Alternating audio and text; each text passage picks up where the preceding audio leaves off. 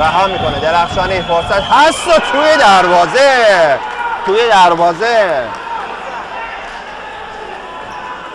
ضربه شماره 7 مهدی کریمی اولین گلو به زیبایی هرچه تمام‌تر برای یاران گیتی به ثمر رسون. خطرناکه ها توی دروازه. یه اشتباه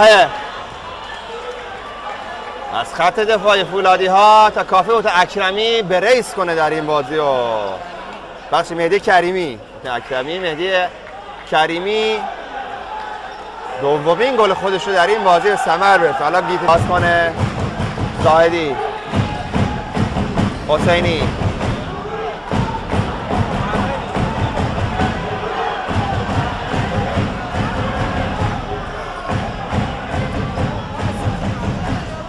تقوی توپ برای یاران گیتی خود کریمی فرصت خطرناک سعید احمد عباسی و این هم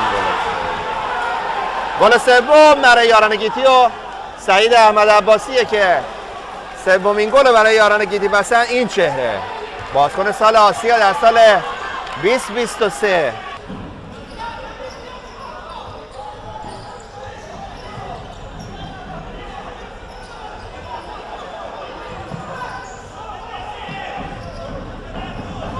آذری خود نوید فرصت داره. نوید آذری یک گل تماشایی است.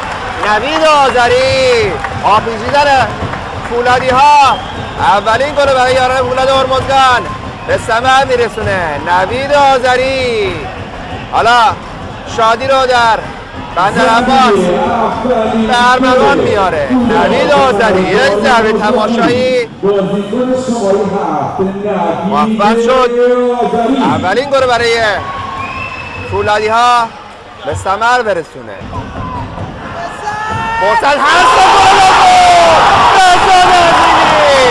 بهزاد عظیمی خیلی زود اختلاف یک میرسه. عجب بازیه بهزاد عظیمی 3-2. حالا تایم میگیره محمد کشاورز.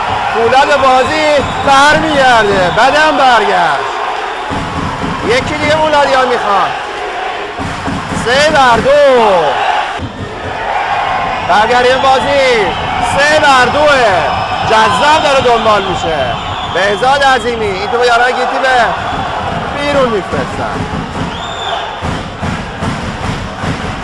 زینعلی امیرحسین زینعلی هم وارد زمین شده. خود زینعلی 3-2 بازی نزدیک و جذاب داره دنبال میشه. تو از دست داد بهزاد عظیمی کافی یه خطا بگیرن فولادی ها. حسینی عظیمی آذری بهزاد نوید آذری